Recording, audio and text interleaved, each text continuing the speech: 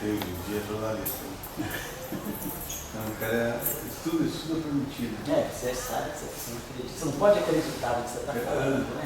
Não consegue. A gente no dentismo, o cara pode ter uma linha, dois tringos, ou isso. Então, linha de pensamento. Cada um tem sua linha de dente. Mas não tem aquela coisa, o cara estuda para mentir, né? Não, quando você vê aquelas mulheres da Globo, lá do Globo News, aquela Cristiana Lobo, aquela, sei lá, aquela Catanede, quando você vê aquela Renata Lopreta, quando você vê aquele pessoal falando que o pessoal é inteligente, cara, eles não acreditam no que eles estão falando, claro que não, né? Mas faz parte do jogo.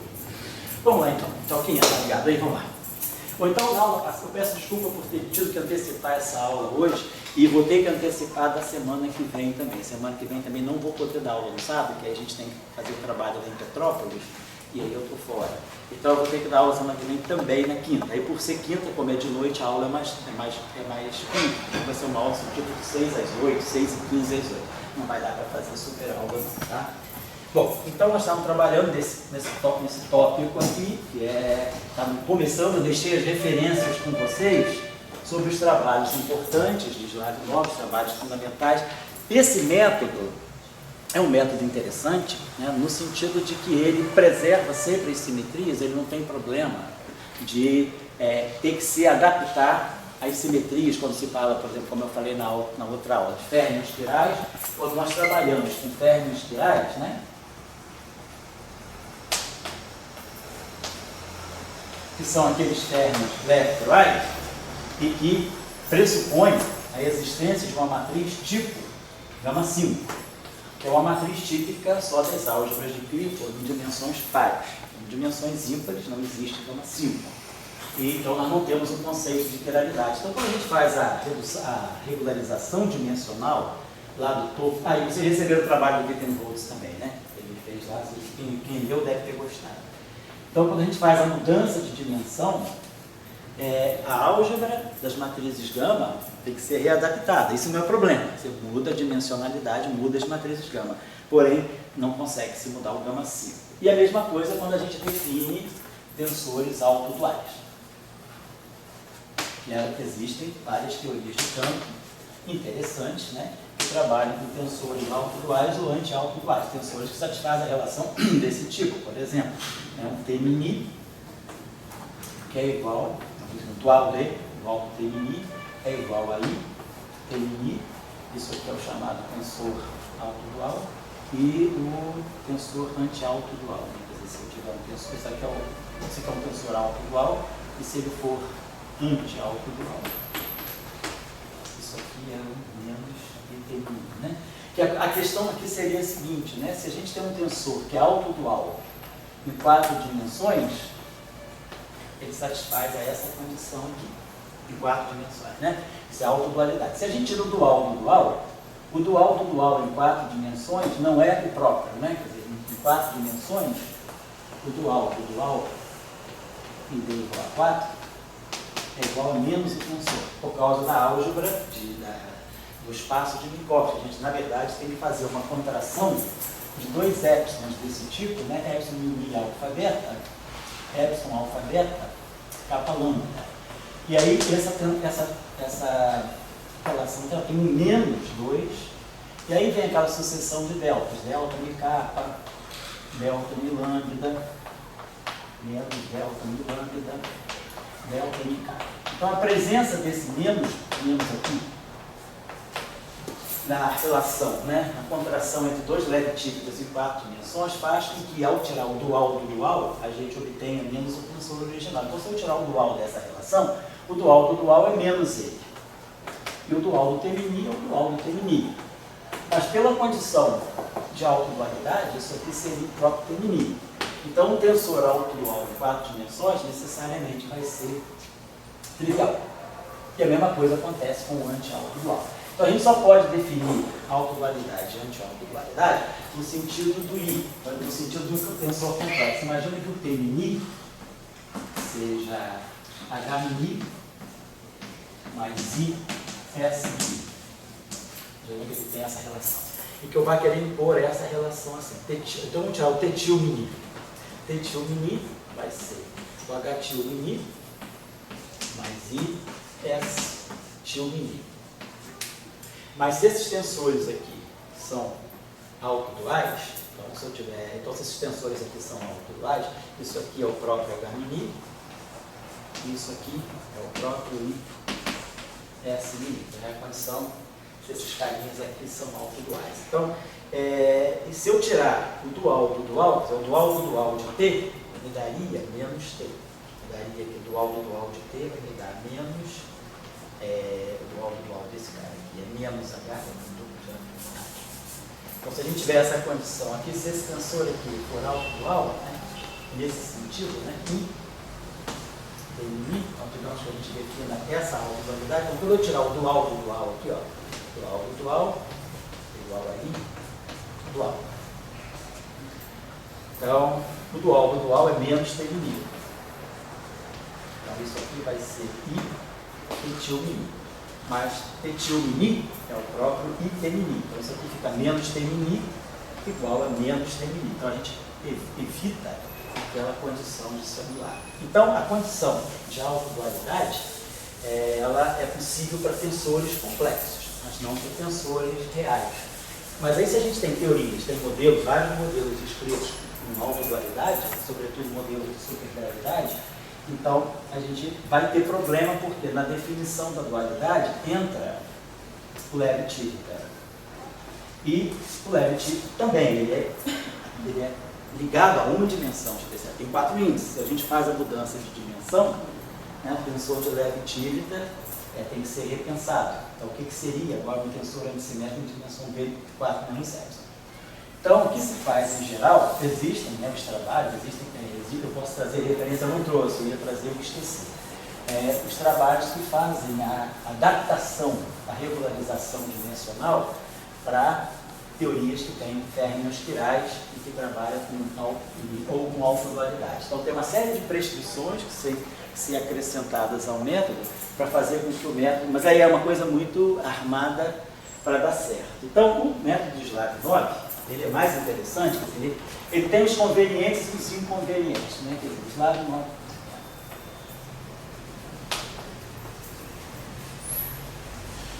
Então, a grande vantagem dele, né? Claro, primeiro, vantagem número 1, ele veio para isso. Ele regulariza.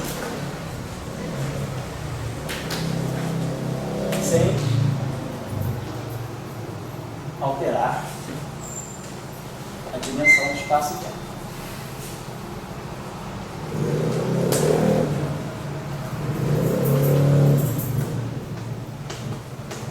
Ele regulariza sem alterar a dimensão do espaço-tempo. Segundo, ele é compatível, portanto, né, consequentemente,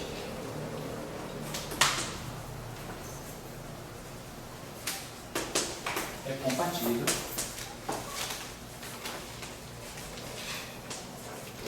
com as propriedades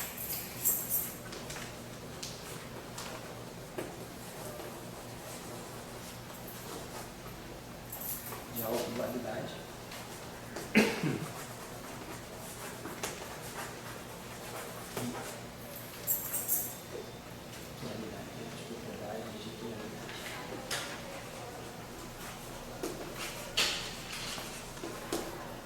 outra coisa, ele automaticamente, também a vantagem dele, automaticamente, ele preserva as simetrias de Gauge.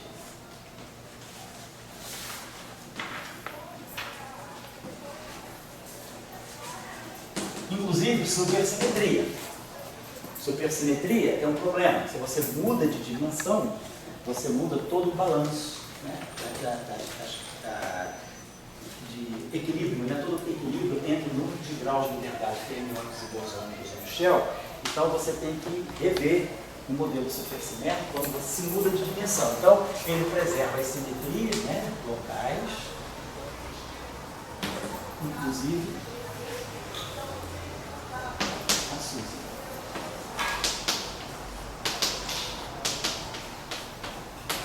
Porque se a gente muda de dimensão, né, a dimensão fermiônica, né, ela está sempre ligada, a dimensão da álgebra de Green, ela está sempre ligada 2 vezes, né, a parte inteira da dimensão D sobre 2.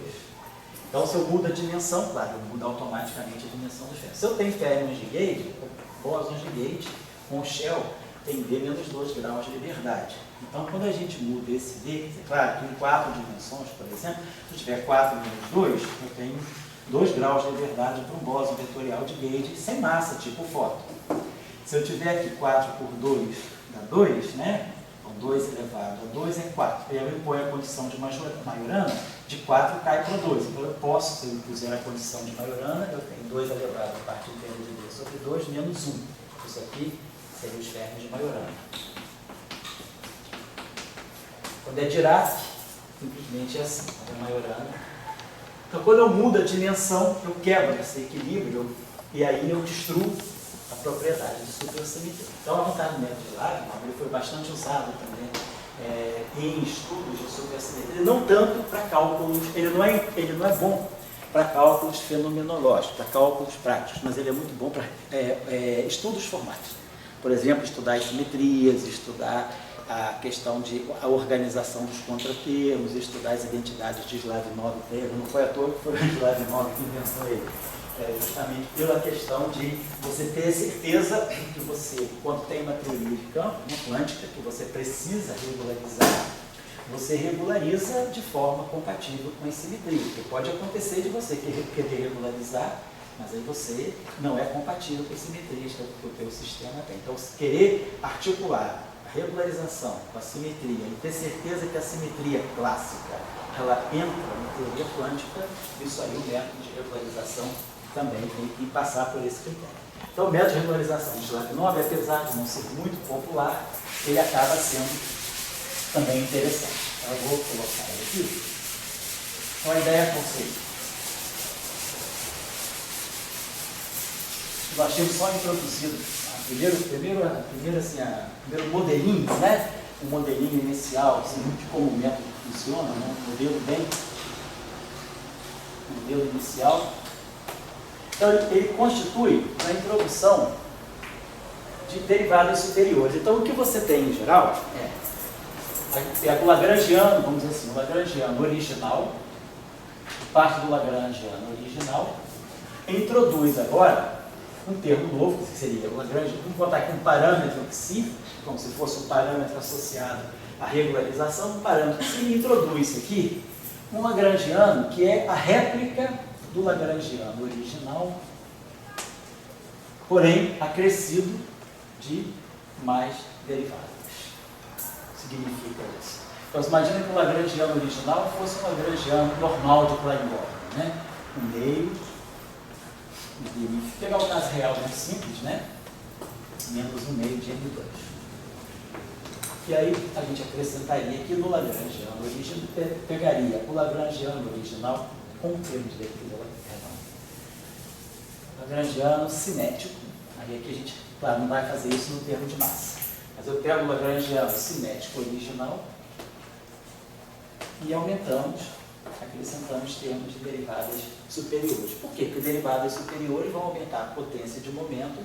Potência de momento significa propagador mais convergente. Então, a gente acrescenta aqui um termo que seria, por exemplo, né, Ψ sobre 2, por exemplo, se a gente quiser, pode colocar assim, D'Alembertiano de Φ. E aqui, né, nós temos o termo, né, cinético é esse aqui. Então, uma derivada, então a ideia coloca-se duas derivadas, derivada de termo, se quiser posso integrar por parte do D'Alembertiano ao quadrado aqui. O que decorre daí, né, a gente viu na aula passada, acho que cheguei até a fazer o power counting rapidinho, uma teoria tipo lambda π4, né, que se a gente tiver algo desse tipo aí, né, por exemplo, a gente teria um propagador, o φ agora cai, claro, ele é 1 sobre, né, Ψ κ4, vamos colocar assim. Esse termo aqui vai dar um D'Alembertiano ao quadrado, então vai dar um Ψ κ4. E esse termo aqui a gente integra por parte, fica menos D'Alembertiano, então fica mais K2 menos M2. Claro que a gente pode, se quiser, fazer a decomposição em frações parciais, como a gente falou, mas o que é importante é que no infinito, né, lá, se a gente fizer a decomposição em frações parciais, fica alguma coisa que é 1 sobre K2, se a gente faz a decomposição em frações parciais, a gente pode fazer isso. Algo que vai ter essa forma, 1 sobre K2, digamos, sei lá, um M1 ao quadrado, menos 1 sobre K2, menos 2 ao quadrado. Nesse caso aqui vai ser menos 1 N2 ao quadrado. Só que quando K vai infinito, isso aqui fica indefinido, porque isso aqui vai ficar alguma coisa, vai ficar 0 menos 0, vai ficar 1 sobre infinito menos 1 sobre infinito. Então essa indeterminação, mas cai com 1 sobre K2? Não, não cai com 1 sobre K2, porque quando K vai infinito, vai 1 sobre K2 menos 1 sobre K2. Então, na verdade, quando K vai a infinito, esse termo aqui é desprezado frente a esse, e esse é desprezado frente a esse. Com altíssimas frequências, na região ultravioleta, esse termo domina. Então, o propagador cai em 1 sobre K4. A gente pode garantir, como a gente falou da outra vez, né, uma maior convergência do propagador na hora de olhar o Bore count. Então, quando a gente tem, normalmente, nas linhas internas, né, o que a gente tem é a integral de momento, e aqui a gente tem o propagador. Nesse caso agora, a gente tem 1 sobre K4. Então, vamos dizer que a gente vai fazer isso, pensar em N dimensões, em D dimensões. Suponhamos que nós estejamos agora um modelo assim, tipo D dimensões. Então, ligar que a gente tem para cada linha interna, nós teríamos a integral em ddk. E se a gente regularizar só com um termo de uma derivada superior, a gente teria aqui 1 sobre K4. Então, a gente, nesse caso aqui, teria um comportamento que seria D menos 4. Um termo de vai contribuir, né, cada linha interna vai contribuir com uma potência de D menos 4. Então, quando a gente for olhar o grau de divergência, né, a gente vai ter, para cada linha interna, a gente vai ter um fator D menos 4 para cada linha interna. Então, quer dizer, no caso de 4 dimensões, esse termo nem apareceria, porque seria D4K sobre K4. Vamos colocar uma dimensão extra qualquer, se olhar isso em dimensão, para poder fixar o acoplamento. Daí, nós sabemos que cada vértice, como sempre, contribui com uma integral, né, uma delta de momento, que vai cancelar as integrais e vai deixar no final do dia o número de loops. Né? O nosso número de loops é sempre I menos V menos 1 vértices são usados para matar as integrais das linhas internas. Então, sobrando essa diferença, I menos V mais 1 é o número de loops, que vai ficar aqui.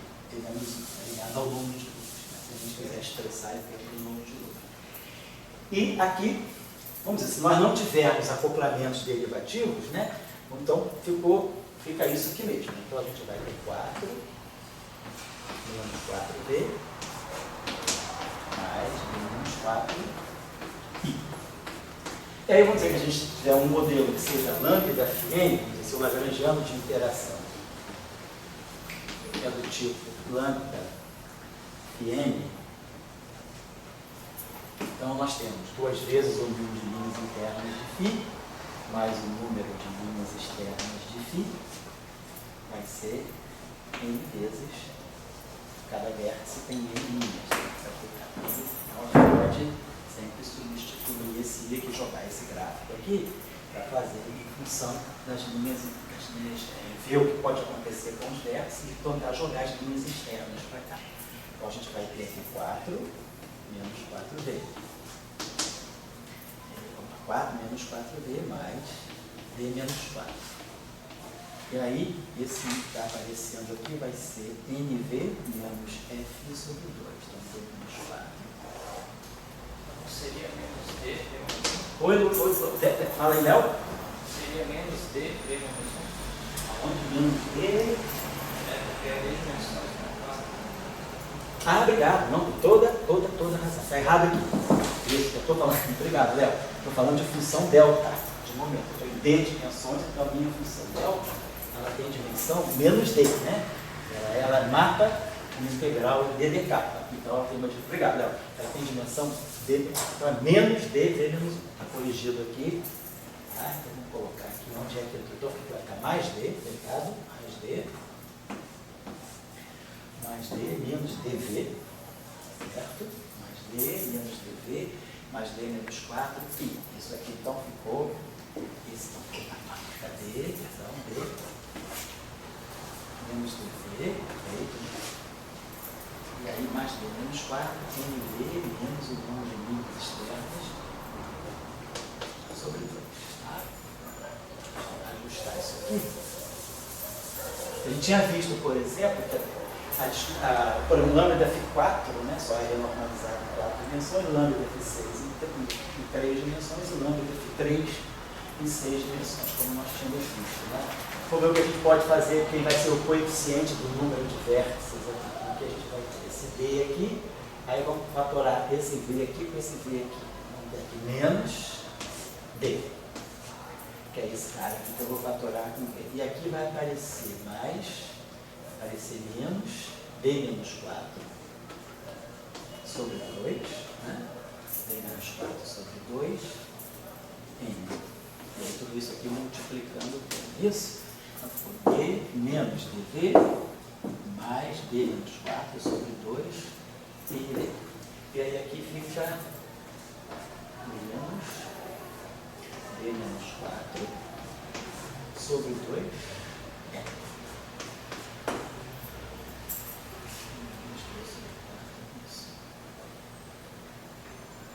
isso mesmo, né? D menos 4 que veio da onde aquele aqui, né? Aqui é menos D, V menos 1, a linhas internas, né? A gente tinha aqui D menos 4, que a gente substituiu de linhas internas, que é I, né? D menos 4 I, e isso aqui está certo.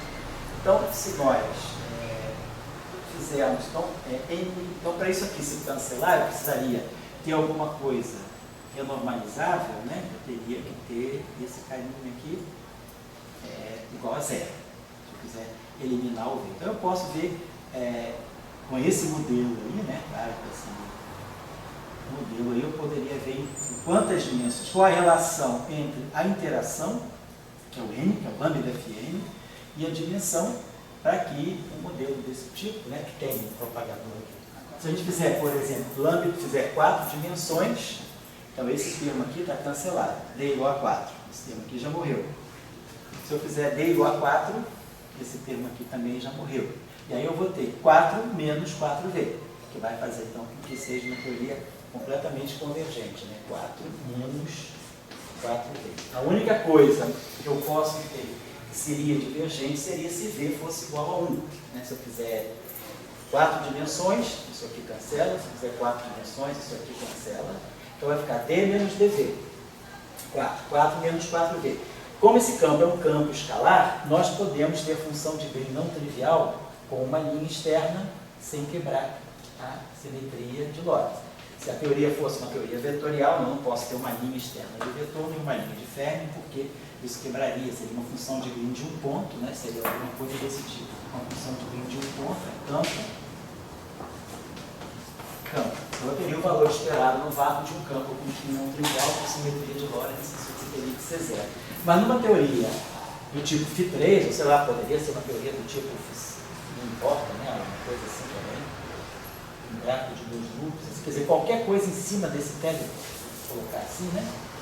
Qualquer coisa em cima desse tedipole é uma linha externa, então eu teria apenas, se eu pegar então esse cara aqui, que tem apenas um vértice, eu tenho um vértice nesse modelo aqui, que eu teria 4 menos 4V, que seria zero. Então esse gráfico aqui, desse modelo aqui, é logaritmicamente divergente. E aí eu precisaria, então vocês veem que o método, ele não faz tudo ficar finito. Eu precisaria regularizar esse gráfico aqui. E aí esse gráfico aqui, a ideia do Slavnov é essa. Ou você regulariza tudo, ou você deixa uma regularização para fazer, por exemplo, a um loop. A única infinito que sobrou agora aqui vai ser uma teoria Φ3, por exemplo, né, que eu poderia desenhar. Se eu tivesse uma teoria Φ4, eu já não poderia desenhar esse tedipole aqui. Oi? Mas uma teoria Φ3 não mudaria a relação topológica, provavelmente mudaria o... Poderia, tem que ver aqui, né? A gente quer zerar isso aqui. Eu estou pegando o caso de D igual a 4, tá? Vamos pegando o caso de D igual a 4, D igual a 4 mata isso aqui direto, tá? Não, mas eu digo o seguinte, na teoria F3 mudaria a relação topológica, né? Isso. Mas aí esse Então- N aqui fica, esse N aqui, Ah, tá, esse N é o certo? Esse N aqui, independente da né? da relação topológica, ele fica aqui. Por exemplo, na teoria F4, esse gráfico aqui, que também é um teripolo, mas um teripolo com duas linhas externas, né, que é o que faz a renormalização da massa, na teoria F4, que faz a massa do bit, né, disparar e gera o problema da quebra de naturalidade e da hierarquia de gauge, né? Então esse gráfico aqui tem duas linhas externas, mas tem um vértice só. Então esse gráfico aqui também fica logaritmicamente divergente. Então a gente tem que suplementar, às vezes, o método de Lyapunov. Então esse aqui é vamos dizer assim, o problema que ele apresenta, que é a única crítica, né? A crítica mais severa que ele sofre é que o método nem sempre, então vou colocar aqui uma objeção, mas uma crítica, né? Ou defeito, eu acho que defeito é a palavra muito errada, uma restrição, uma limitação. Então, a limitação do método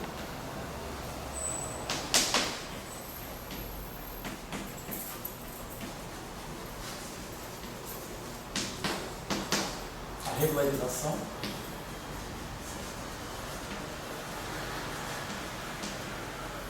pode ocorrer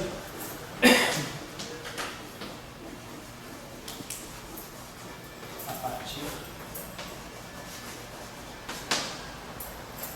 de dois loops segundo a necessidade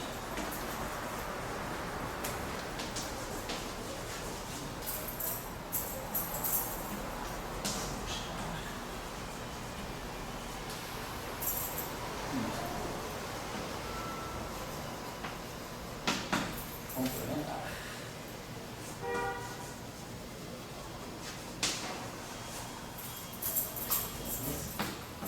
Regulariza. No caso já da QD, né? Então, por exemplo, Paulo Vilares. Paulo Vilares também é bom, é mais popular um pouco, né? Mas Paulo Vilares é bom também, porque não tem. Assim. Então esse é um pouco alguma restrição. Se a gente for olhar em alguns casos, né? Pode acontecer que, em alguns casos não, você consegue regularizar. Vamos pegar o caso da QD, vamos dar uma olhadinha. Agora, o que acontece aí, que é interessante, é a gente buscar, né, que vão ficar, a gente vai ter umas integrais de loop interessantes para calcular, que vão pedir que talvez não saia do âmbito das funções gama e passe para o âmbito das funções hipergeométricas. Então vamos lá, a gente pode ter aqui o caso da QED. Vamos supor que a gente vai pegar a QED. QED mesmo, QED de Dirac. QED fermiônica.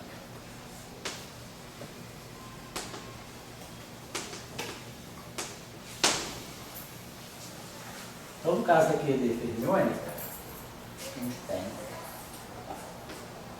Maxwell,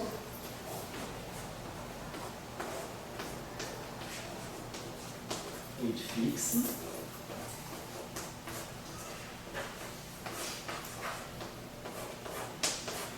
e Dirac.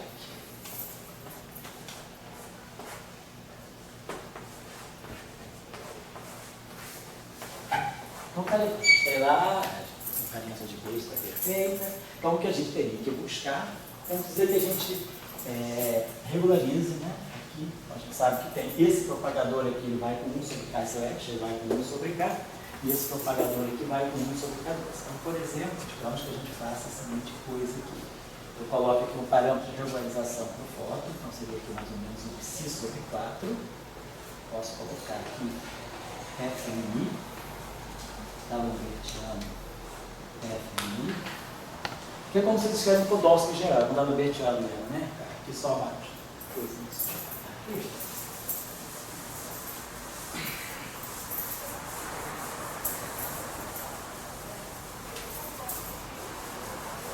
Só para dar uma Às vezes aparece o seguinte também, né? Vamos pegar esse termo que está aqui, que eu escrevi aqui, né? F1i, da Lambertiana. F1i pode fazer integração por partes. Então, d capa, d capa. Então, isso aqui pode ser escrito como sendo menos d capa, F1i, d capa, F1i. Tá? Porque a gente escreve isso aí assim. Pode modificar isso aí pelas identidades de Bianchi. Pelas identidades de Bianchi, que às vezes aparece grafado de outra forma. Paper original deles nem colocam assim. Então, pelas identidades de Bianchi, d capa F mi é menos dmi F mi capa menos dmi F capa mi. Se a gente substitui esse termo ali por esse aqui, então, esses sinais menos todos, então a gente vai ter aqui dmi F mi capa vezes d capa F mi. E aí aqui a gente vai ter esse termo aqui, vai ficar mais também, né? Mais dmi F capa mi. D capa F mi. Por enquanto, isso aqui é só a identidade de Bianchi, então não fizemos nada demais aqui. Agora a gente pode fazer uma manipulação aqui de integrar por partes. Então eu posso jogar esse d capa para cá e esse dmi para cá. Então eu trago esse d capa para cá, ganho um sinal menos. Trago esse dmi para cá, ganho outro sinal menos. Então se compensa. Então a gente vai ter aqui d capa F mi capa dmi F mi. Nesse termo aqui. E nesse termo aqui, a mesma coisa. Eu posso trazer esse d capa para cá e esse dmi para cá. Então vai ficar d capa F capa mi dmi F mi. Muito bem. Por esse termo aqui eu posso fazer a quadra de divergência aqui, e aí a gente pode fazer a quadra de divergência aqui. Podemos colocar aqui um capa mi e colocar aqui um sinal menos, que eu troquei a ordem aqui, capa com mi e com capa. Esse aqui já está igual a esse aqui, capa, capa, mi, né? E aí, como esse mi e mi são índices livres, eu posso chamar o mi de mi e o mi de mi. Então aqui fica d capa, né? E aí esse cara aqui também eu troco, fica mi mi. E aí esse cara aqui ganha também sinal menos. Claro, jogando fora termos de superfície, porque nós fizemos integrações por partes. Então, do ponto de vista da ação do termo que a gente regulariza aqui com o slide 9, né, que é esse 5 sobre 4, esse termo aqui é menos 2 vezes esse termo aqui. Então vai ficar aqui menos si sobre 2, né? Esse eu vou substituir isso que estava aqui por essa expressão aqui, então menos que si sobre 2, vou colocar assim, é dmi F mi ao quadrado. Dmi F mi, essa divergência é contraída com essa divergência. Esses dois índices estão contraídos. É nesse sentido que eu estou escrevendo dmi F mi ao quadrado. Então, às vezes aparece assim e às vezes aparece assim. A diferença é nada mais, nada menos do que identidade de Bianchi e duas integrações por partes. É só para chamar a atenção. Então, de qualquer maneira, esse aqui é mais conveniente de se gravar. E fica mais claro logo a questão da Lambertiana e o meio, né?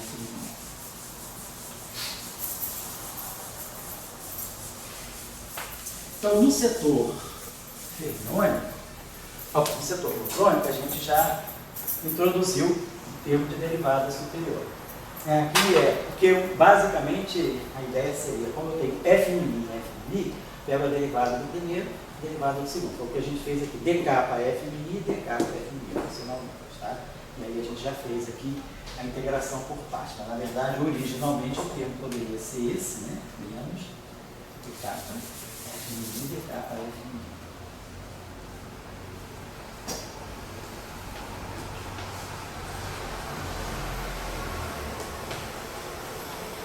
E agora, no setor de Fermi, também, esse propagador aqui vai com 1 sobre capa, né? Esse é o propagador fermiônico, capa, normalmente a gente escreve assim, capa / mais m sobre capa 2 menos M2. Então, na contagem do ultravioleta, vai com 1 sobre N. Agora a questão aqui é para o que eu faço, né? Para regularizar. Eu poderia pensar o seguinte, isso aqui é psi barrado e gama mi, dmi, psi. O que nós poderíamos pensar aqui? Provavelmente jogar uma derivada aqui, vou botar assim, alguma coisa do tipo d capa, psi barrado e gama mi, dmi, d capa, psi. Mas, obviamente, isso aqui quebraria completamente a simetria de gauge, porque se eu tenho se eu tenho derivada covariante, se eu tenho uma formulação local, eu não posso trabalhar com derivadas parciais em cima de campo de matéria, que se transformam com a parte. Eu vou jogar aqui uma derivada covariante. Então, eu poderia fazer isso aqui. Botar essa derivada covariante aqui e botar essa derivada covariante aqui. No fundo, eu estou produzindo, no fundo, assim, D'Alembertiano. Agora, cuidado, porque também essas derivadas não comutam entre si. Né? A gente sabe, então, que, por exemplo, dk dmi, agora a gente tem a simetria de gauge, né? dk dmi, de alguma forma, tem os fatores e mas tá? Isso aqui é proporcional a f dmi. Menos aquele fator I é Q. Então, essas derivadas também não comutam. Então, por exemplo, de forma direta, D'Alembertiano covariante que eu tenho nesse operador. Que isso aqui regulariza, tudo bem, isso aqui vai para o termo cinético, isso aqui vai produzir esse termo, d capa, psi barrado, para efeito, tirando a interação, só pegando o termo livre, bilinear. Então isso aqui é I, gama mi, dmi, isso aqui é d capa, psi.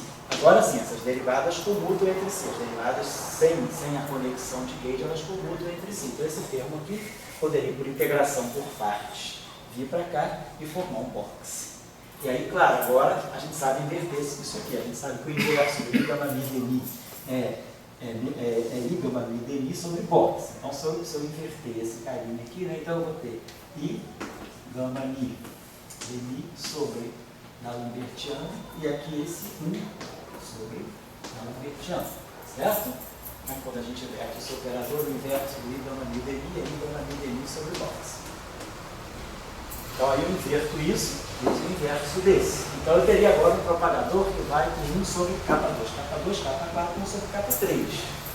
Só que aqui isso, em princípio, do ponto de vista da regularização, funciona? Funciona. Do ponto de vista da simetria de gauge, funciona? Funciona. Só que, por que tem esse termo aqui na equação de Dirac? Qual é o grande papel desse termo aqui? O papel desse termo é justamente distinguir o campo de Dirac no campo de Klein-Bora. A gente precisa desse operador aqui, porque esse operador aqui é que dá, basicamente, a dinâmica do spin meio.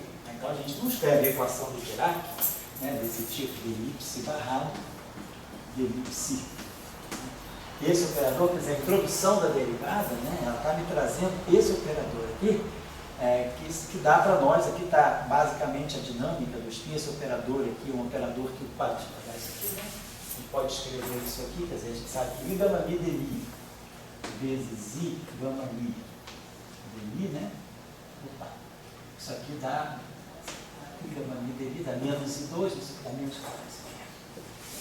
Menos D'Alembertiano.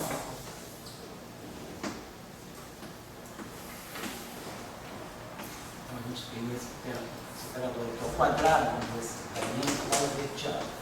Então eu preciso dele para poder formar o termo cinético, mas eu preciso que esse termo seja linear, porque toda aquela discussão que a gente fez desde das equações de Pauli, né? Das equações de Pauli, chegar nas equações de Dirac, o que está em jogo aqui é a projeção do spin ao longo do movimento e o spin, as duas quiralidades que estão em jogo aqui. Né? A direção do spin ao longo do movimento e a direção do spin contra o movimento, para a equação de Dirac phi left, phi right, e a gente acopla as duas equações para o termo de massa. Então aí é imprescindível, em termos de Dirac, a gente colocar esse I gama mi dmi. Eu não posso perder o controle desses operadores aí de spin. Então a ideia aqui seria regularizar colocando um termo para me produzir um D'Alembertiano a mais, eu preciso de dois operadores desses. Então a gente pode pegar esse operador aqui como se fosse assim. Esse operador aqui, a terceira potência. Psi, é como se eu tivesse assim, psi barrado, I gama mi dmi, I gama mi dmi, I gama mi dmi, psi. A gente sabe que o quadrado cada operador desse aqui, ao ser invertido, produz um I gama mi de mi sobre. Então você vai produzir um I, né, vai produzir as matrizes gama e vai produzir um D'Alembertiano D. No final, se a gente pegar os termos livres aqui, isso aqui vai dar para nós psi barrado, I gama mi de mi, I gama mi de mi, I gama kappa de kappa psi. Tirar esses I's aqui, 3 dá menos I, então sobra esse I aqui. Gama mi de mi da D'Alembertiano. Então, no termo cinético, ele faz esse que acaba fazendo esse trabalho para nós. Ele produz, né, esse operador aqui, produzir o I, a gente não perde o I, é importante ter esse I para poder garantir a ermiticidade desse laterejante, esse laterejante ermitiano, né, esse I é fundamental. Então, mas a gente regularizou. E regularizou sem quebrar a simetria de Gauge, porque todas as derivadas são covariantes, então cada termo desse se transforma numa mesma fase que esse. Então, no final do dia, esse termo juntos carregam a mesma fase que o psi, que cancela essa fase aqui, como nós já sabemos. Então a gente regulariza. Agora, claro, isso vai aumentar agora o volume de interações, que vai me trazer derivadas transversas. Vamos regularizar o dirário aqui, colocando aqui, sei lá, parâmetro menos zeta, e aí aqui colocando psi barrado e gama mi de mi, a terceira psi. Eu acho que a gente esquece de discutir com o Pedro, alguma coisa assim. Vocês estão mexendo com alguma coisa assim, né? E aí está colocando isso tudo. Beleza. Então, vamos primeiro olhar. Então, claro, esse termo aqui é bastante rico, porque ele vai dar só para a gente abrir aqui um instantinho. Vamos colocar aqui. Vamos esquecer, nós não estamos interessados em tirar as regras de Feynman exatas ainda, estamos interessados em ver só o comportamento ultravioleta. Então, vamos tirar só a estrutura de tudo que vai sair dentro dos vértices e dos propagadores. Então, isso aqui é I, não sabe, os Is, né? Então, isso aqui vai me dar uma matriz de gama mi. Vamos colocar assim, as matrizes eu tenho gama mi, gama kappa. Gama mi, gama kappa. E aqui vamos ter dmi, d kappa. Então, o primeiro termo, que é o termo de propagador, né? Então, todas as derivadas aqui são as derivadas. Vamos abrir isso aqui rapidinho, né?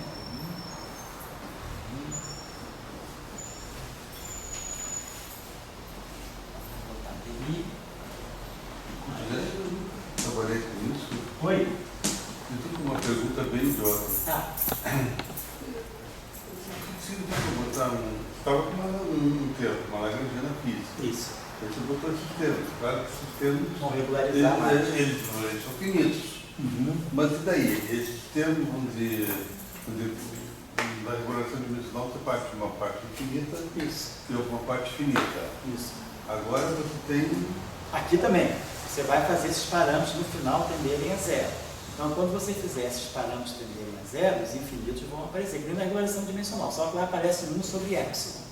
Lá você tem, né, quando você faz a expansão, né, na regularização dimensional, que os infinitos aparecem em potências, né, alguma potência de 1 sobre epsilon. 1 sobre epsilon ou os polos, né, múltiplos de 1 sobre epsilon. Então, você isola os infinitos, colocando, você regulariza, você consegue colocar em dimensão extra, você coloca uma dimensão D igual a 4 menos epsilon, você consegue uma fórmula, e aí você vai ver os infinitos através das funções gama.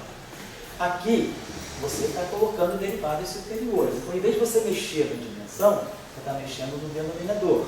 Né? Então, normalmente, na regulação dimensional, a gente pensa assim, por exemplo, esse objeto aqui, D4K sobre 1 sobre K, vamos dizer, 1 sobre K2 menos N2, 1 sobre K2 menos N1 ao quadrado menos N2 ao quadrado. Esse objeto aqui é logaritmicamente divergente. Se a gente diminuir essa dimensão aqui, faz isso aqui ficar 4 menos epsilon, que é o que a gente faz na regularização dimensional, a tendência da gente é diminuir a dimensão para poder fazer a teoria ficar mais convergente. Quanto mais a dimensão mais baixa for, menor vai ser a potência de momento aqui. E aí esse gráfico aqui, essa coisa aqui começa, não vai ser o zero, não vai ser mais vai ser 4 menos epsilon menos 4. A contagem do ultravioleta. A potência aqui vai ser um 4 menos epsilon menos 4.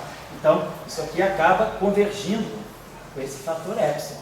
Então, você agora, em vez de ter uma coisa que é zero, que é logaritmicamente divergente, ela cai com uma potência de m elevado a menos epsilon. A tendência da regularização dimensional é você puxar a dimensão para baixo para fazer a convergência. Nesse método de Slavnov, você...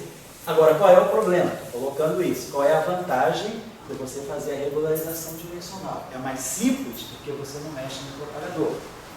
Agora, você mexe você pode alterar as simetrias. Se você tiver, como eu falei, ferros, qualquer coisa que envolva o epsilon de eletrotípica ou gama 5, a gama 5 é o epsilon de eletrotípica no espaço, na álgebra de Clifford. Então, o problema é o mesmo. Então, você tem problema de definir, né? Como é que você vai definir uma matriz gama 5 em 4 menos epsilon de dimensões? Então, no Slavnov, você mantém isso aqui, mas isso aqui você vai aumentar a potência. Em vez de você ter, então, aqui 1 sobre K4, você vai ter aqui uma dimensão 1 sobre K4 mais alguma coisa. Então, é como se você, em vez de ter o epsilon aqui em cima, você tem o epsilon aqui. Então, no final do dia, vai ser a mesma coisa. Vai ser 4 menos 4 mais epsilon. Então, no final do dia, você vai ter a tua convergência também com massa a menos epsilon. Então, você mexe no propagador. Eu calculo um gráfico, Isso. um loop, ele tem uma divergência. Daí, no final do loop, seja qual for o método, ele tem que ter uma parte da divergência e outra parte da convergência. Como aqui vai acontecer. Você vai Aí, ter mas a parte da divergência dá igualzinha. Não é 1 sobre epsilon. Você vai ter... mas dá uma divergência. Dá.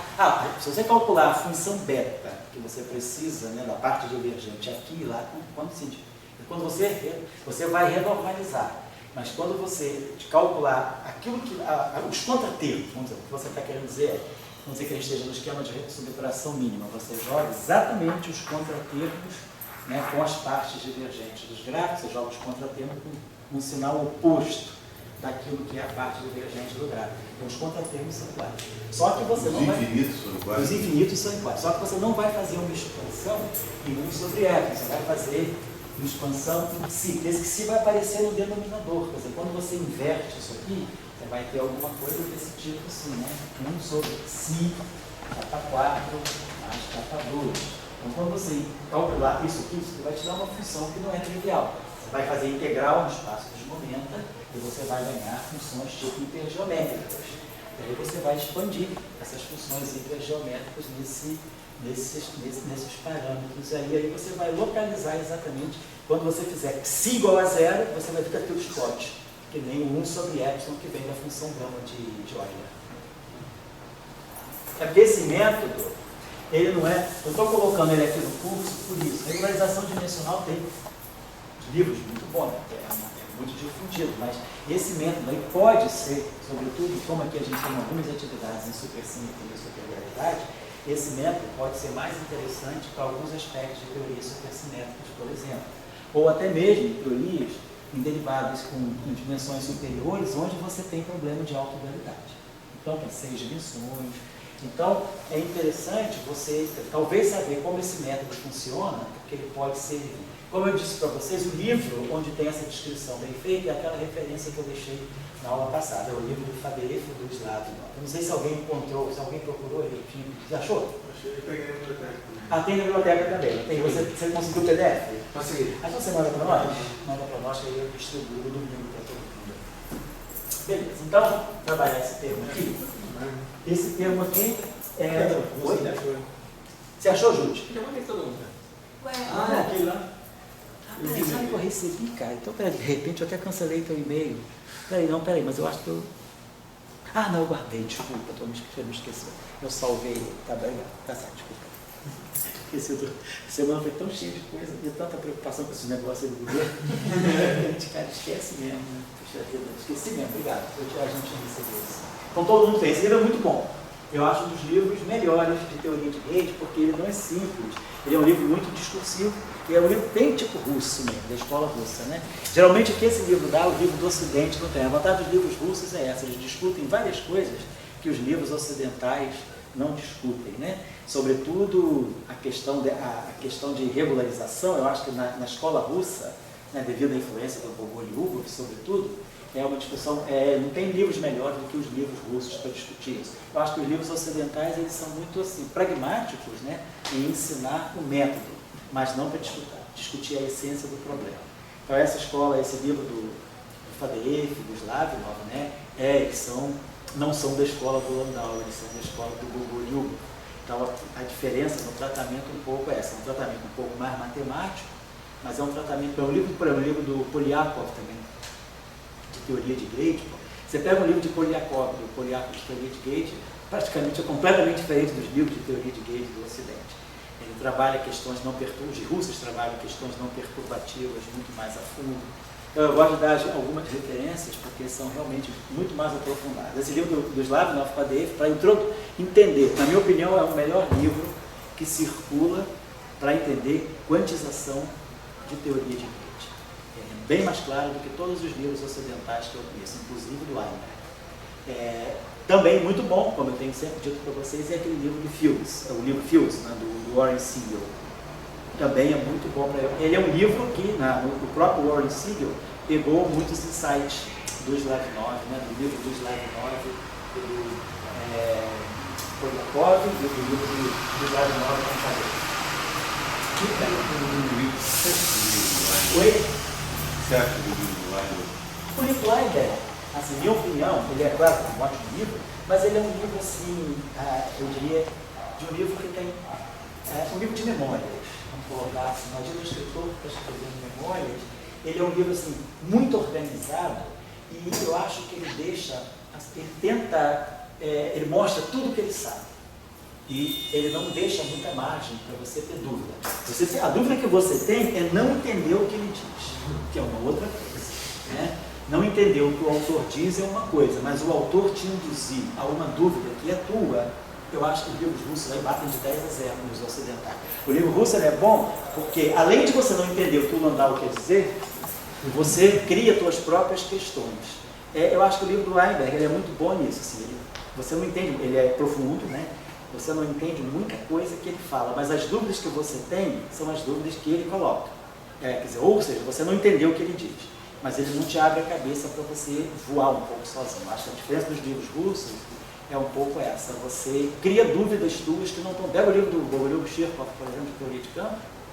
Pô, esse livro aí é aquele livro que é tipo você ver, sei lá, Siddhartha, do Hermann Hesse, o Lobo da Steppe, né? É um livro que te faz pensar na tua própria vida, né? Eu acho que o livro do Weinberg ele é muito americano nesse sentido, né? Ele quer dizer tudo, né? Ele é completo, que é um livro de final de vida, assim, um livro de final de carreira, de quem escreveu muita coisa. Eu acho um livro bom, mas eu acho que é um livro mais assim, de consulta, de referência. Eu acho que é um livro que, bons que eu quer pegar, eu acho que é o livro do Warren Siegel, esses livros russos, e um livro que é aquele livro que eu passei para você, que é o Srebnitsky. Esse livro é muito bom. O Srebnitsky, ele vem da supergravidade. O pessoal que vem da supergravidade realmente faz uma teoria de campo muito boa. Ele também é um cara da supergravidade, e esse livro dele é muito bom. Ele faz um livro, eu acho uma coisa interessante que chama a atenção, que é o setor bosônico, por ele vir da supersimetria, ele não faz tudo assim, muito normativamente, escalar, vetor, escalar, Dirac, vetor 2, spin 2, ele pega o setor bosônico, ele precisa entender quais são as particularidades do setor bosônico e quais são as particularidades do setor fermiônico, porque o que ele tem, assim, a mente dele é feita em cima da supersimetria, você precisa concatenar essas duas coisas. Então eu acho que o livro dele é muito bom por isso, porque ele trabalha o setor bosônico, trabalha o setor fermiônico e depois ele junta pela interação. É excelente esse livro. É um livro assim, estilo americano, é um livro prático, mas muito bom. É claro que não tem a profundidade desses livros russos aí. É um livro assim, feito mesmo para curso de 3 meses, 4 meses, você aprender e começar a trabalhar. Mas é um livro excelente, eu recomendo muito também. O livro russo não, só aquele livro que a gente sabe, que a gente vai ler a vida inteira, e cada vez que você lê, você entende um pouquinho mais, né? O livro do Gogol, do Fadeev, por exemplo, né, de quantização de teoria de gate, é um livro super profundo, que gera trabalhos originais até hoje. Muito bem. Então, a gente estava um pouquinho interessado, quer dizer, aqui a gente não precisa botar derivada covariante, claro, que eu acho que ninguém é neutro, mas esse campo aqui é carregado, então a gente estava organizando aqui assim, antes da pergunta do Dória. Se barrado, e então aqui vamos colocar só a estrutura assim, gama, e gama, vou colocar assim, derivada mais IEA. Vou colocar só a estrutura, porque eu estou só interessado em ver como é que esses termos vão se organizar. Gama, DA, gama D mais A, perdão. Gama D mais A. Vamos fazer assim. Então a gente vai gerar vários tipos de interação. Quer dizer, a complicação do método de Bohr vem, né? Por causa disso. Mas hoje em dia, como está tudo bem, existem rotinas aí para fazer esses gráficos. Mas eu não sei, Dória, o Edgar lá no Maple, sabe se tem alguma coisa com ele? Você viu, já reparou o pacote do Maple para gráfico de Fine? O Edgar tem comunicação com ele, e a gente vai fazer agora o gráfico, a regularização do público. Qual o gráfico que faz? Sim. No meio. No Maple, regularização dimensional. Então ele está querendo até se comunicar com a gente. Tá.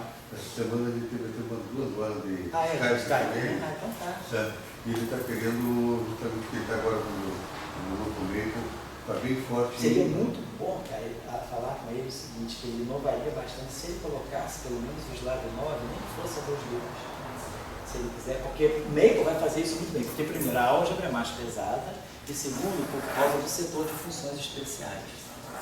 Então, eu acho que você vai produzir integrais de momento muito mais interessantes também. Por meio do Neb da cara. Está querendo, assim, pegar o Weinberg. Está querendo pegar o Weinberg. O Weinberg é um livro. Claro, ele é do Canadá, né? Do Canadá, vai ser o Weinberg. E daí fazer o modelo padrão do Maple, e eu disse, olha, vamos fazer a regularização dimensional também. Certo, assim. E assim, o cara começa a calcular o gráfico, etc. Então ele está. Então ele está pedindo ajuda para a gente falar depois. Então tá, eu falo com ele depois, tá certo. Vamos lá. Eu acho que seria uma coisa boa. Porque é um método assim, que não é tão difundido, mas é um método que pode ser muito poderoso em muitas coisas, sobretudo no modelo padrão, por causa dos termos virais. Né? Então aqui a gente vamos colocar aqui, as matrizes gama estão isoladas aqui, a gente não precisa se preocupar, porque essas matrizes não mudando a ordem delas, claro, é gama mi, gama ni, gama k, mas elas passam por essas derivadas aqui. Então o que a gente vai ter aqui, por exemplo, vai ter esse termo aqui, deixa eu fazer aqui, e aqui a gente vai ter um termo de 2 derivadas, mais, quando essa derivada aqui, ela vai estar atuando nisso tudo aqui, vamos botar assim. Essa derivada aqui, ela vai estar atuando nesse termo todo aqui, mais A, psi. Ou seja, essa derivada vai estar distribuída, ela vai estar atuando nesse A e pode atuar nesse psi. Claro, o primeiro termo que é o termo livre, depois a gente vai separar.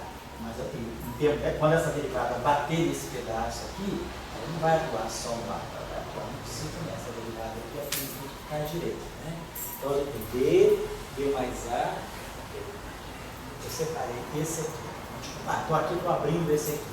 D mais A, e aqui mais A, D mais A, aqui fechando. Vou botar um colchetinho aqui. Coisa que vocês falam é assim. Essa derivada atuando em D mais A, e esse A aqui atuando em D mais A.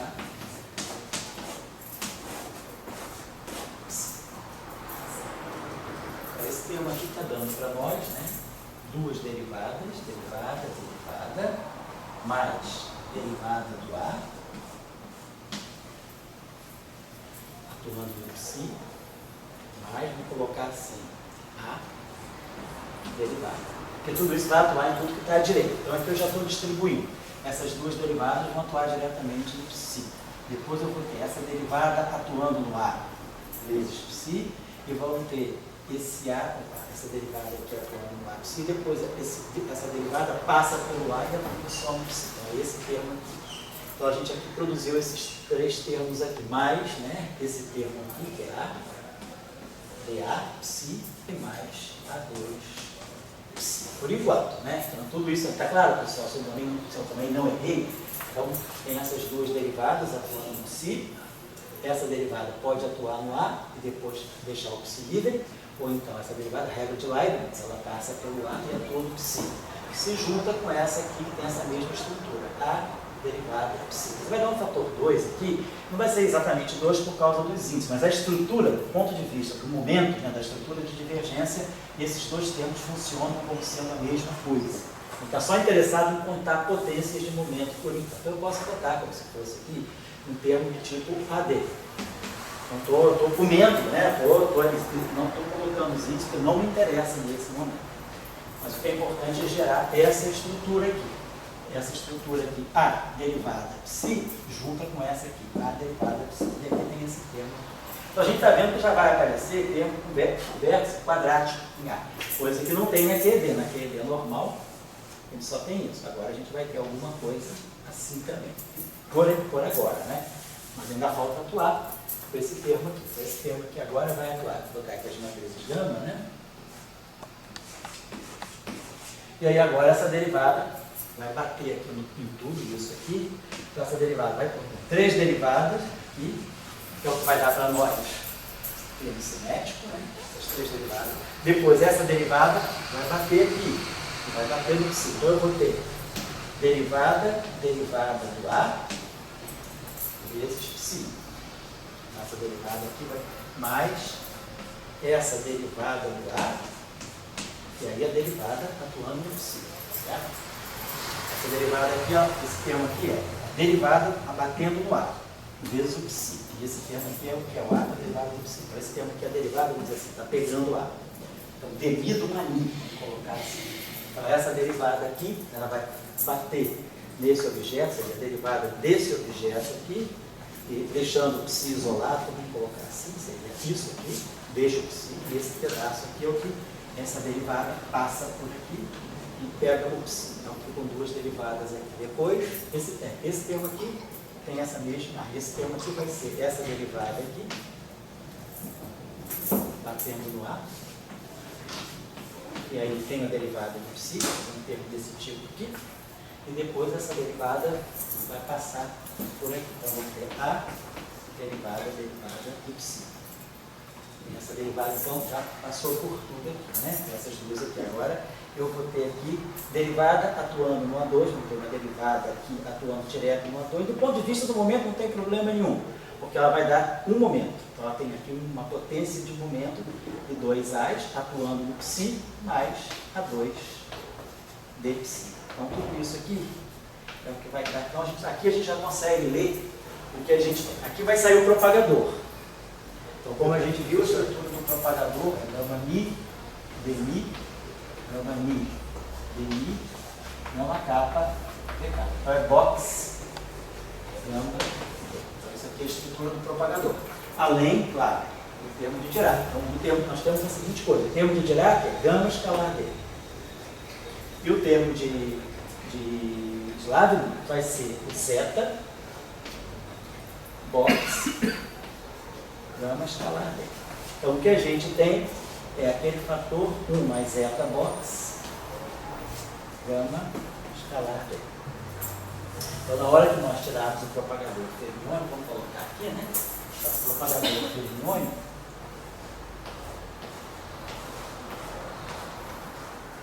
algo desse tipo. Então ele vai ter essa estrutura aqui. 1 sobre psi, que vai ficar da lambertiana com menos psi, menos psi kappa, zero kappa quadro, né? E aqui vamos escalar D, vamos escalar kappa sobre kappa 2. Então o comportamento desse propagador, né, é 1 sobre kappa 3.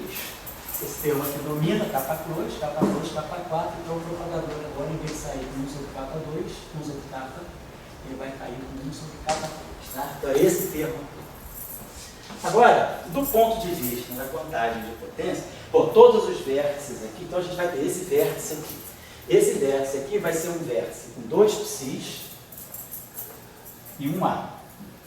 Porém, 2 derivadas. Então, além do vértice da QED normal, é esse vértice aqui. Então, nós temos um trivértice sempre com 2 psis e um fóton. Ô, professor, Oi, fala. só acho que faltou uma multiplicação aí. Aonde? Faltou multiplicar o A por todo mundo. Ah, esqueci de colocar o A. Vai introduzir mais vértices. Vai introduzir mais, então, obrigado. Esqueci de multiplicar o A, né? Eu só fui até derivar. Então, antes de falar. Então, o propagador a gente já fez aqui. Obrigado, Lula. Então, vamos botar aqui.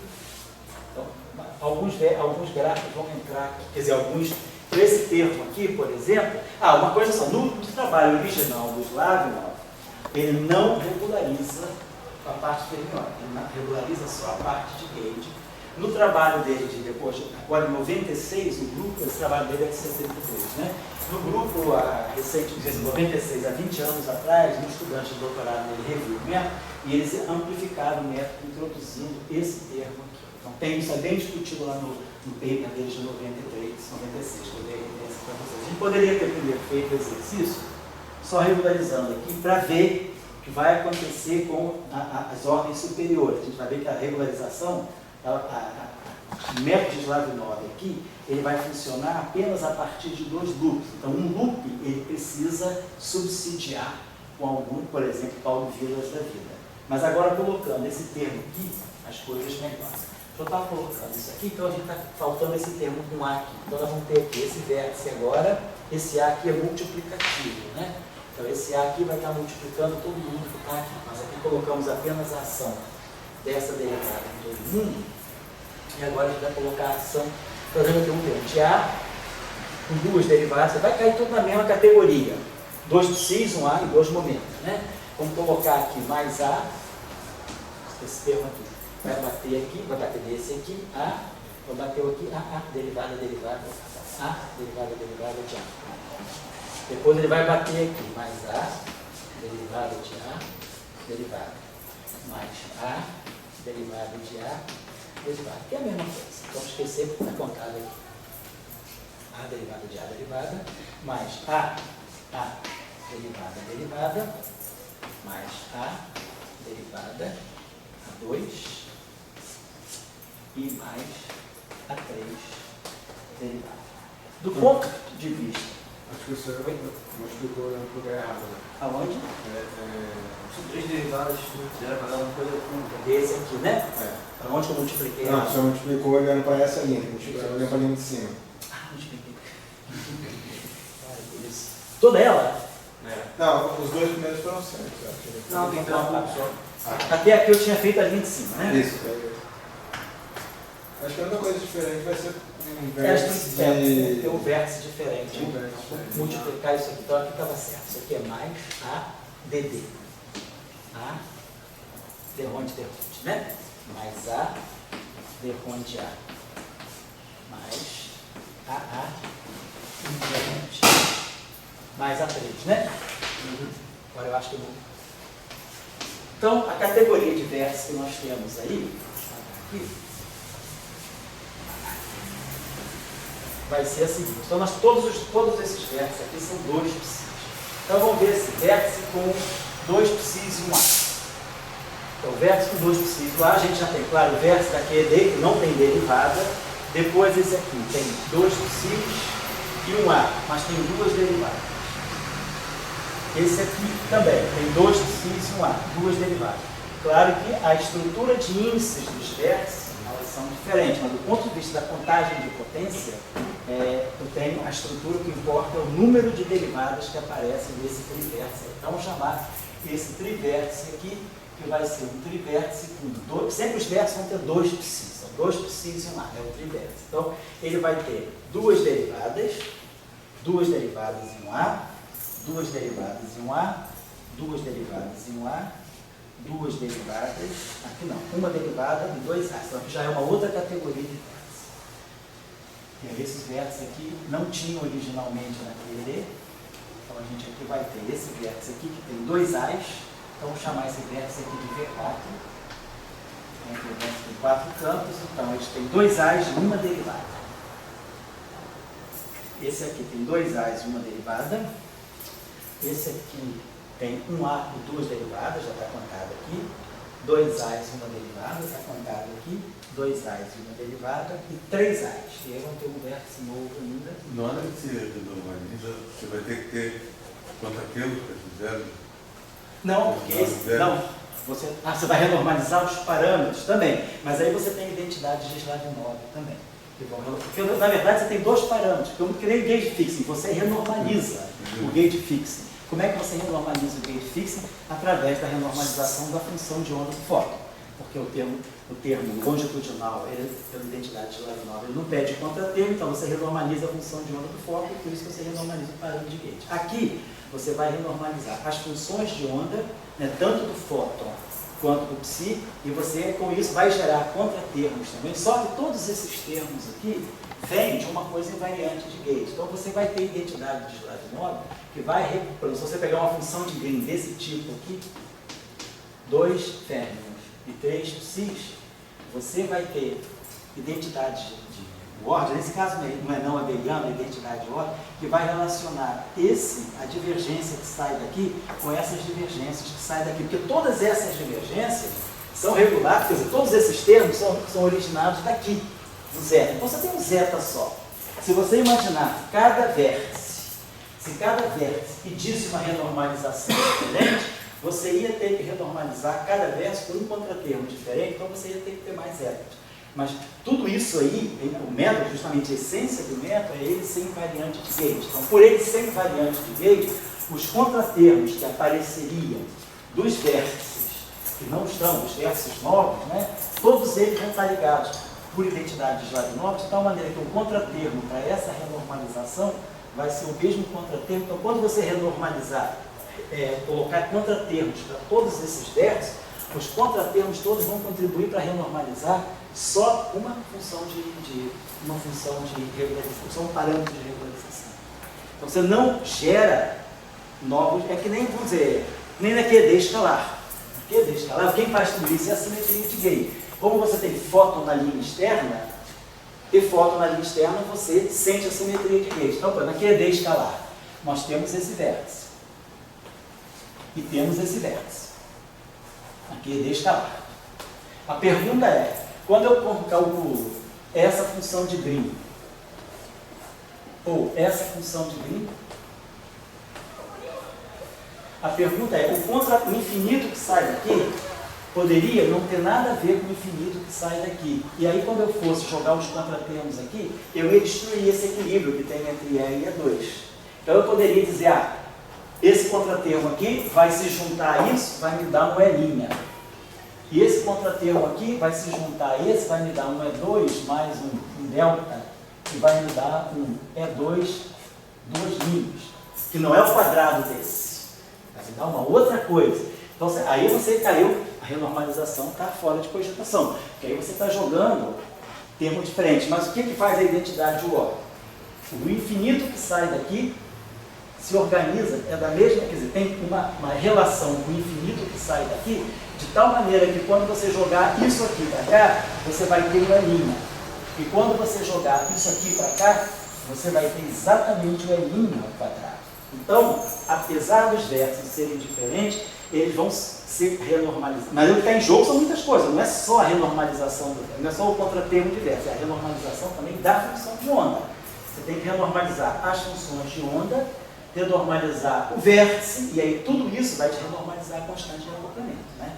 Geralmente a gente tem isso, constante de acoplamento, tá? Constante de acoplamento, campo, esqueci do gama aqui, tá? Então, quando você jogar o contratermo para esse vértice aqui, você vai jogar um contratermo delta, né? Vamos chamar assim, delta kappa, vértice, aí psi barrado, psi caminho.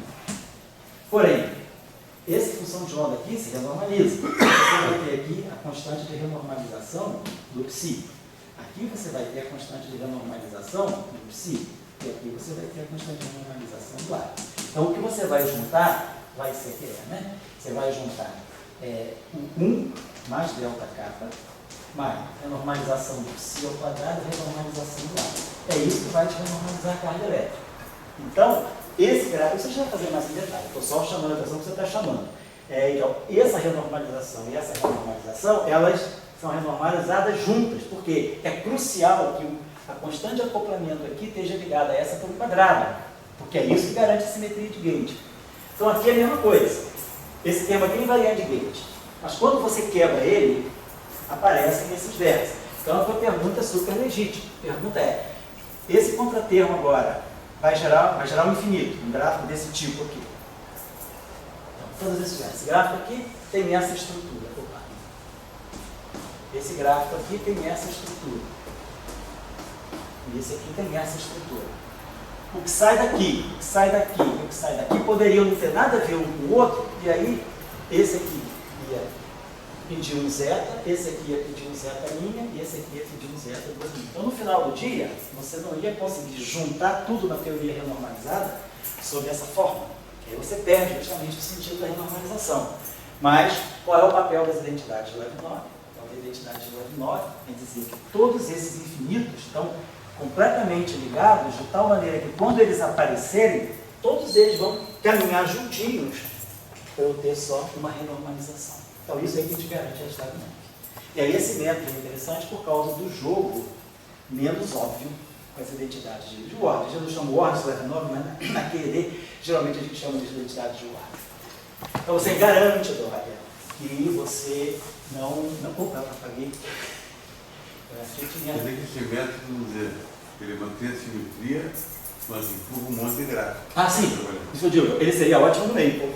E esse realmente é chato de você. Ele só é bom, como eu disse para vocês, para fazer cálculo fenomenológico, ele não é muito bom. Mas ele é muito bom para você investigar aquilo que é estrutural da tua teoria, que não depende de... A regularização dimensional, ela tem as suas limitações por causa do tipo de campo que pode aparecer. Esse método aqui não, ele incorpora todas as simetrias. Então você pode fazer o que você quiser e você vê que ele não destrói, você não recebe a partir dele efeitos que poderiam ser particulares de um certo método.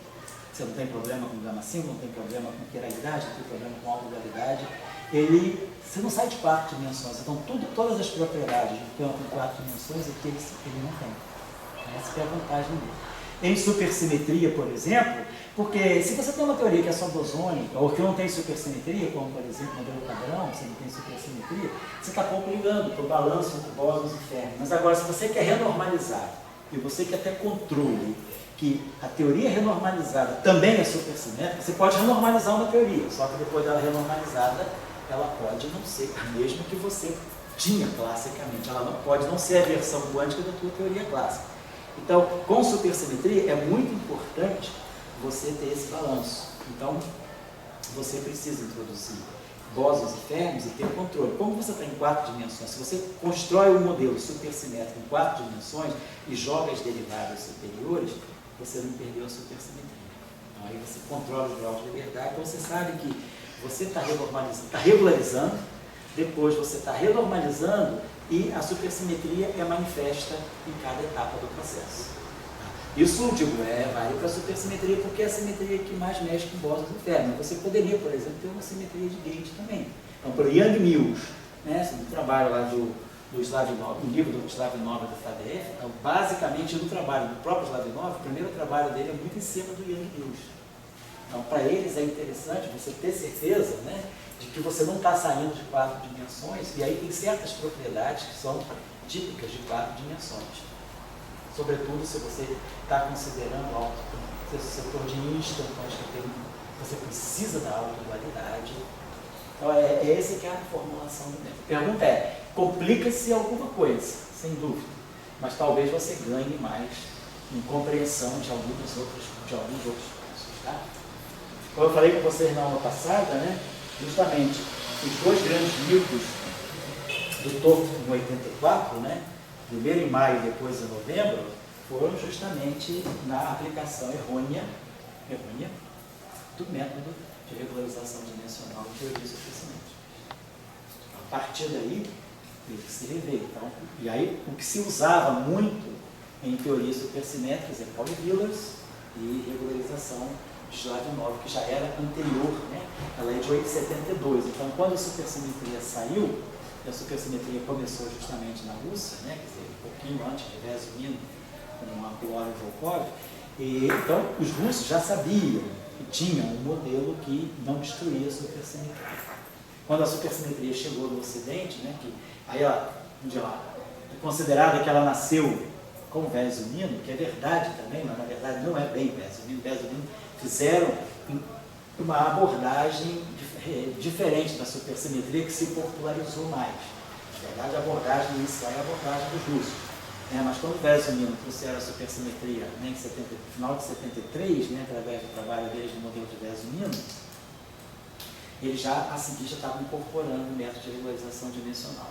E aí, mas naquele momento ali eles não tinham férmions quirais, eles conseguiram ver, manipular, mas aí a teoria começou a mostrar a inconsistência dos livros, a regularização. Então tinha um problema, será que a supersimetria não pode ser regularizada a loops superiores?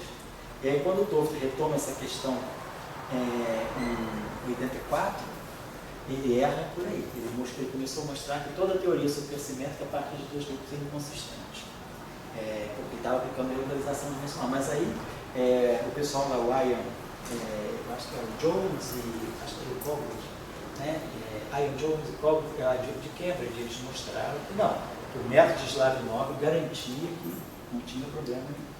Ela é boa nesse sentido, ela arbitrou certas questões que havia na literatura. Bom, então vamos lá. Então a gente, só retomando aqui, que eu apaguei, só para finalizar aqui, então a gente viu que os propagadores já estão organizados. Deixa eu apagar isso aqui. Nós temos também o propagador bosônico, que nós já tínhamos falado sobre ele, o propagador bosônico está aqui. Propagador de fóton, digamos assim, ele está claro aqui, que aqui é tem um gate fixo, não importa, mas aqui é D'Alembertiano, aqui no fundo vai aparecer um D'Alembertiano daqui, um D'Alembertiano daqui, e daqui vai aparecer um D'Alembertiano ao quadrado. Esse D'Alembertiano mais o que sai daqui. Então vai aparecer um D'Alembertiano ao quadrado. Então, como o propagador escalar, o propagador do fóton também vai com 1 sobre K4. Então a gente tem uma melhoria no propagador do fóton e tem uma melhoria no propagador do fóton. Porém, tem uma piora nos vértices, que aí a gente agora vai ter vértices com derivada. Então, só colocar aqui a categoria de vértices que nós temos, Então, o nosso trivértice, vamos chamar aqui de V3, temos o quadrivértice, nós chamamos de V4, e temos o pentavértice. Usando uma teoria, tudo que você Vai falar, vai. Oi? Posso falar? Pode falar, tá? Uma teoria, sempre quando você estiver propagando misto, você sempre vai ter 1 sobre K4. K4, mas tem 2 K2, então 1 sobre K2 não tem 1 sobre K4. Então, quer dizer, será que eu vou botar propagador misto assim? Você bota na teoria propagador misto e depois tira aquilo. Certo. Ela tem que se inclusive no método regularizar também.